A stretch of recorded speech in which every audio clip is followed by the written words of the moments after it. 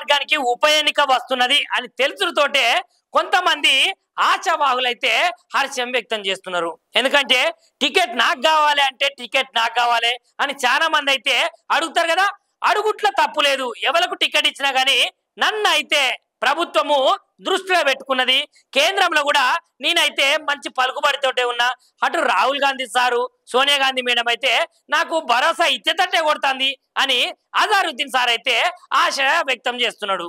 ఇక మొన్న జరిగినటువంటి అసెంబ్లీ ఎన్నికలలో కొంచెం తేడాతోటి ఓడిపోయినా ఇక నాకు కాకపోతే టికెట్ ఎవరికి ఇస్తారు చెప్పురి, ఎవరికి ఇచ్చినా అందరం కలిసి కట్టుగా పని చేస్తాము, ఆశపడుట్ల తప్పు లేదు. కాకపోతే టికెట్ నాకు ఇస్తా మాత్రము నేనైతే జబర్దస్త్ గా గెలిచి చూపిస్తా అని అజారుద్దీన్ సార్ అయితే అంటున్నాడు. మరి నిజానికి అజారుద్దీన్ సార్ కు టికెట్ వస్తుందా రాదా, ఒకవేళ వస్తే భారీ మెజారిటీ తోటి గెలుస్తాడా లేదంటే గెలవడా అనే ముచ్చట్నైతే ఈ ఉప ఎన్నిక వచ్చేదానికైతే మనం వేచి చూడాల్సిందేనులా. ఫోన్ ట్యాంపరింగ్ అయిందైతే నిజము. ఈ ముచ్చట షర్మిలా మేడంకి ఎట్లా తెలిసిందంటే వైవి సుబ్బారెడ్డి సార్ అయితే చెప్పిండట. మరి నిజానికి ఫోన్ ట్యాంపరింగ్ అయిందా అంటే అయింది. జగన్ చేసే రాజకీయము కుట్రపూరితమైన రాజకీయము ఎంత ఆగడంగా చేస్తున్నాడంటే గంత ఆగడంగా చేస్తున్నాడని వాళ్ళ సొంత చెల్లెనే పిసిసి అధ్యక్షురాలైతే చెప్తున్నది Sharmila madam. YS Sharmila madam అయితే నిజానికి తెలంగాణ రాష్ట్ర మాజీ ముఖ్యమంత్రి, ఆంధ్రప్రదేశ్ రాష్ట్ర మాజీ ముఖ్యమంత్రి ఇద్దరే దొంగలు ఊరు బతుకున్నట్లు వాళ్ళిద్దరైతే ఫోన్ ట్యాంపరింగ్ అయితే చేసిర్రు. వీళ్ళనైతే తప్పకుండా కన్నంలోకి వెళ్ళి బయటికి గుంజుకు రావాలి అని షర్మిలా మేడం అయితే చెప్తున్నది. ఒకవేళ జగన్ ఫోన్ ట్యాంపరింగ్ చేయకపోతే ఎందుకు గింత భయపడుతున్నాడు, నిజాన్ని నిరూపించుకోవాలి కదా. ఒకవేళ వాళ్ళ పెండ్లాం పిల్లల మీదనైతే ప్రమాణం చేసి సత్య ప్రమాణకంగా నేను ట్యాంపరింగ్ చేయలేదు అని చెప్పమనుర్రి, అందుకనే భయపడుతున్నాడు. మాకైతే తప్పకుండా నిజానిజాలైతే తెలవాలి. వైవి సుబ్బారావు అయితే ఆ వీడియోనైతే లీక్ చేసిండు. మరి ఆ వీడియో ఆయన దగ్గరికి ఎట్లా వచ్చింది, సమాజానికి అయితే తప్పకుండా సమాధానం కావాలని వైఎస్ షర్మిలా మేడం అయితే చాలా గరమైతున్నది. అటు వైసీపీ మీద, ఇటేమో తెలంగాణ రాష్ట్ర బీఆర్ఎస్ పార్టీ అగ్రనేత కేసీఆర్ సార్ మీద. చీచి ఏందులకి సమాజము, కట్నం ఎవరికి కావాలి చెప్పుర్రి.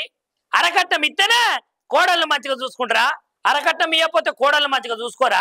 ఈ వరకట్టపు వేధింపుల వలనైతే హైదరాబాద్ లా 2025 ఏప్రిల్ నాటికంటే సుమారు సంవత్సరం అవుతున్నదట. 166 మంది అయితే వరకట్నపు వేధింపుల వలనైతే చచ్చిపోయారటనులా. ఇక నిజానికి వరకట్నము నా కోడలైతే 1.5 కోట్లు 2 కోట్లు తీసుకొస్తే మంచిగా నా కుటుంబం మంచిగుంటది, అప్పులు సప్పులు కట్టుకోవచ్చు అని అత్తమామలు అయితే అనుకుంటారు. ఇక దాని తర్వాత వాళ్ళు ప్రశాంతంగా ఉంటారా, లేకపోతే వాళ్ళ కోడలను మంచిగా చూసుకుంటారా అనే నమ్మకం ఉన్నదా? ఏం లేదు. ఏమైనా కోడలను వేధించాలి, మామ కోడలను తిట్టాలి, అత్త కోడలను తిట్టాలి, ఆడిబిడ్డ కట్నం తేలేదు నాకు ఆడపడుచు కట్నం పెట్టాలి అని ఊకే వేధించలే తప్ప ఏమన్నా ఉన్నదా? ఇక చదువుకుంటారు సమాజంలో కొంతమంది మేధావులు, ఇక వాళ్ళు కూడా వరకట్నం కావాలని చాలా వేధిస్తున్నారట. ఇక ఈ వేధింపులకు తట్టుకోలేకనే ఇక ఏం చేస్తున్నారు, చాలా మంది బలవన్ మరణానికి అయితే పాల్పడుతున్నారు, ఊరేసుకుంటున్నారు, పాయిజనింగ్ తాగుతున్నారు, నిద్ర మాత్రలు మింగుతున్నారు. ఎందుకు అసలు నిజానికి కట్నం ఇచ్చుడేమో గాని కట్నం తీసుకున్నోడు గాడిద అనే ముచ్చట్నైతే అందరికి ఎరికే కదా. ఇప్పుడున్న ఆధునిక సమాజంలో కూడా కట్నాలు గిట్నాలు అనుకుంటా ఎందుకుల్లా కోడళ్ళనైతే గింత చేస్తారు. ఇక హైదరాబాద్ కు ఆడళ్ళైనా మొగోళ్ళైనా చదువుకున్న వాళ్ళు ఎందుకు వస్తారు, మంచిగా ఉద్యోగాలు చేసుకోవాలి, లేకపోతే ఏదన్నా కోచింగ్ సెంటర్లా ట్రైనింగ్ తీసుకొని ఉన్నత పదవులనైతే అధిరోహించాలనే ఆశతోటే వస్తారు కదా. ఇక ఇట్లా వచ్చిన వాళ్ళకైతే కొన్ని హాస్టళ్ళనైతే సరైన వసతులే ఉండేయట. బాత్రూమ్ మంచుకుంటేనేమో టాయిలెట్ల రూమ్ మంచుకుంటది, టాయిలెట్ల రూమ్ మంచుకుంటేనేమో బాత్రూమ్ మంచుకుంటది. ఇవన్నీ మంచుకుంటే అన్నం పెట్టే దగ్గర అన్నము కూర మంచుకుంటది. ఇక గింతగనము కష్టాలే పడుతున్నారట ఆడళ్ళు. ఇక అసలు ముచ్చట్లకు పోతే కుకట్పల్లి ఉన్నది కదా, కుకట్పల్లి దగ్గర ఉన్నటువంటి జేఎన్టీయూ యూనివర్సిటీ ఏదైతే ఉన్నదో ఆ జేఎన్టీయూ యూనివర్సిటీలో అయితే గర్ల్స్ హాస్టల్ ఉన్నదట. ఇక పాపం పిల్లలు పొద్దున్న నుంచి సాయంత్రం వరకు అయితే కోచింగ్లు చదువులు గిదువులని బాగా కష్టపడి ఆయనతో రూమ్కి వస్తారు కదా. ఇక రూమ్కి వచ్చి ఇక కొంచెమంతా పౌష్టికరమైన ఆహారం తిందామని పోతే అక్కడ కూడా వాళ్ళకు సుఖమే లేదట. ఎందుకంటే పాపం ఒక అమ్మాయి తినే తిండిని అయితే పురుగు వచ్చిందట.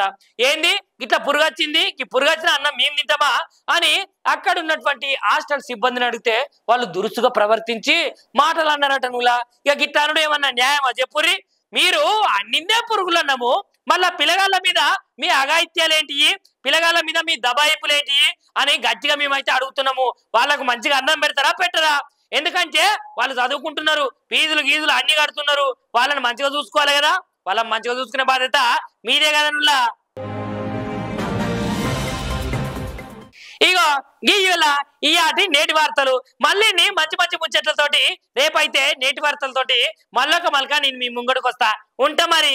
శనార్థుల అందరికి లైక్ చేయండి, షేర్ చేయండి, సబ్స్క్రైబ్ చేయండి. మరిన్ని వీడియోల కోసం బెల్ సింబల్ పై క్లిక్ చేయండి.